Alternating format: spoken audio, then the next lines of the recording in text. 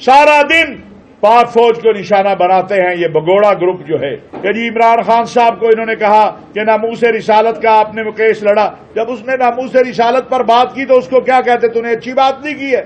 ہم اپنے مرکز سے یہ کہہ رہے ہیں کہ پاکستان کے دفاع اور سلامتی کے لیے ہم افواج پاکستان کے شانہ بشانہ کھڑے ہیں. یہ بات سپہ سالار کے سامنے بھی کہنے کا ہم میں حوصلہ ہے کہ آپ اچھا کام کریں گے آپ کو اچھا کہیں گے، غلط کام کریں گے آپ کو آ کے آپ سے اختلاف کریں گے، لیکن سوشل میڈیا پر تماشا نہیں بنائیں گے. پاکستان کے آرمی چیف کے ساتھ پاکستان کے دفاع اور سلامتی کے لیے جہاد کی بات کرتے ہیں، جہاد کی بیعت کی بات کرتے ہیں، تو پاکستان کے اندر، ہندوستان کے اندر، افغانستان میں بھی کچھ لوگ ہیں، اسرائیل، ان کو تکلیف شروع ہو جاتی ہے کہ یہ جہاد کی بیعت دوبارہ زندہ ہوگی.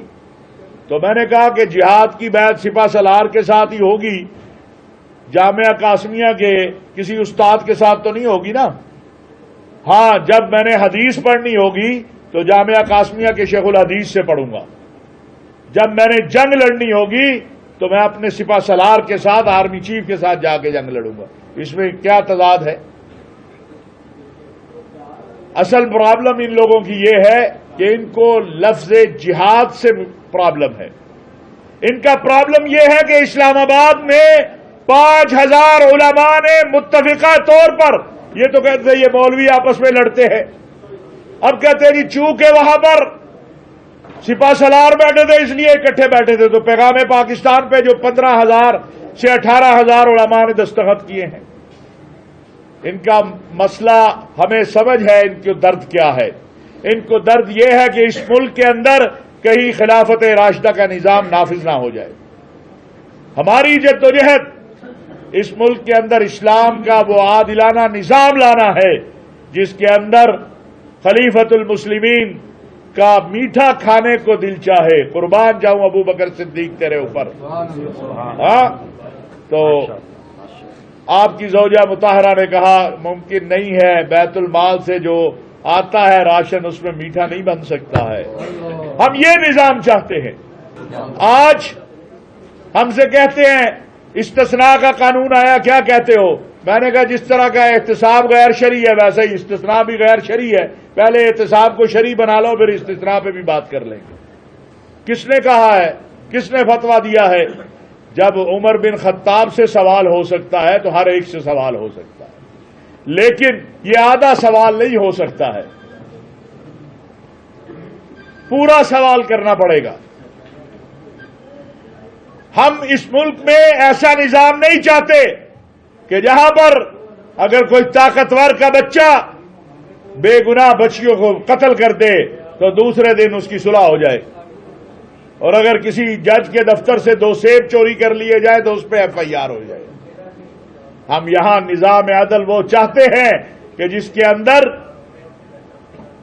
عمر بن خطاب سے بھی سوال ہو جاتا ہے، اور جہاں پر نظام زکوٰۃ کے بارے میں سیدنا ابو بکر صدیق نے فرمایا کوئی ایک رسی بھی روکے گا تو اس سے بھی جہاد ہوگا. کہ ایک مضبوط فوج، ایک مستحکم اسلامی ریاست کی ضرورت ہوتی ہے. ہمیں اختلاف ہوگا، یہ بات سپہ سالار کے سامنے بھی کہنے کا ہم میں حوصلہ ہے کہ آپ اچھا کام کریں گے آپ کو اچھا کہیں گے، غلط کام کریں گے آپ کو آ کے آپ سے اختلاف کریں گے، لیکن سوشل میڈیا پر تماشا نہیں بنائیں گے. کیوں؟ اس فوج کو کمزور کرنے کی سازشیں کہاں کہاں بن رہی ہیں یہ ہمیں سب معلوم ہے. سارا دن پاک فوج کو نشانہ بناتے ہیں یہ بگوڑا گروپ جو ہے. تو میں نے کہہ دیا، آپ بڑے چیخ رہے ہیں. میں نے کہا ہم نے تو پاکستان کے دفاع کی، پاکستان کے سلامتی کی، جنگ پہ بیعت جو ہے وہ سپہ سالار کے ہاتھ پہ کی جو حافظ قرآن ہے، اور جن کو اس سے بھی آگے تکلیف ہے پاک فوج کے خلاف دن رات مہم چلاتے ہیں وہ مودی کے ہاتھ پہ جا کے کر لیں، اس کے ہاتھ میں اپنا ہاتھ دے دیں. ہم تو اس وطن کو، اس کی اساس میں ہمارے بڑوں نے خون دیا ہے. اس کا پرچم علامہ شبیر احمد عثمانی نے لہرایا ہے. پاکستان کے علماء اور مشائخ اپنی قیادت سے بھی کہنا چاہتے ہیں کہ جہاں اللہ نے آپ کو فتح یاب کیا ہے، مارکہ حق کے اندر، یہ اللہ کی وجہ سے کامیابی ملی ہے، اور میں بالکل اس میں ہمیں کوئی شک نہیں ہے کہ یہ اللہ کی مدد اور نصرت تھی، اور اللہ نے ہماری غلطیوں کو بھی صحیح کر کے ہمیں فاتح بنا دیا۔ کہتے ہیں ملا ملٹری الائنس، میں نے کہا یہ تو فطری ہے، یہ تو ختم ہو ہی نہیں سکتا ہے، تم جتنا بھی چیخو گے یہ تو فطری بات ہے، کیونکہ وہ جہاد کے میدان میں کھڑا ہے اور میں جہاد پڑھانے والے میدان میں کھڑا ہوں۔ جب وہ مجھے کہے گا میں جہاد کے میدان میں اس کے شانہ بشانہ کھڑا ہوں۔ یہ میری فوج ایمان تقوی جہاد فی سبیل اللہ والی فوج ہے، یہ شہادت کے اوپر خوشی مناتی ہے، ماتم نہیں کرتی۔ میرا شہید جب آتا ہے اس کی ماں کہتی ہے مٹھائی لے کر آؤ، مجھے کوئی آ کے میرے ساتھ ماتم نہ کرے، اس کا باپ مبارکیں وصول کرتا ہے۔ ایسا ہے کہ نہیں ہے؟ اس فوج میں کون ہے؟ اس فوج کے اندر آپ کا اور میرا بھائی ہے۔ آج بہت چیزیں پھیلائی جا رہی ہیں کہ جی عمران خان صاحب کو انہوں نے کہا کہ ناموس رسالت کا آپ نے وہ کیس لڑا، جب اس نے ناموس رسالت پر بات کی تو اس کو کیا کہتے؟ تو نے اچھی بات نہیں کی ہے۔ جب اس نے ناموس رسالت کے اوپر اچھی تقریر کی تو ہم نے اس کو، میں اسی فیصل آباد سے جا کے ہم نے اس کا ویلکم کیا۔ مجھے یہ سمجھ نہیں آتی کہ یہ جو اتنا ماتم شروع ہے، جو اتنی چیخ و پکار شروع ہے اسلام آباد کے علماء مشائخ کانفرنس کے بعد، یہ کیوں ہے؟ پھر میں نے جب اس پر سوچا تو مجھے سمجھ آئی کہ اتنے زیادہ علماء جمع ہوں، جہاد کی بات ہو، اسلام کی بات ہو، قرآن کی بات ہو، پاکستان کی بات ہو، فلسطین کی بات ہو، تو چیخو پکار تو ہونی چاہیے، اور زیادہ کیجیے تاکہ ہمارے اور جذبے بڑھے۔ ہم اپنے اللہ سے ڈرتے ہیں اور اللہ کے دین کے لیے جو کلمہ حق ہوگا وہ کہتے رہیں گے۔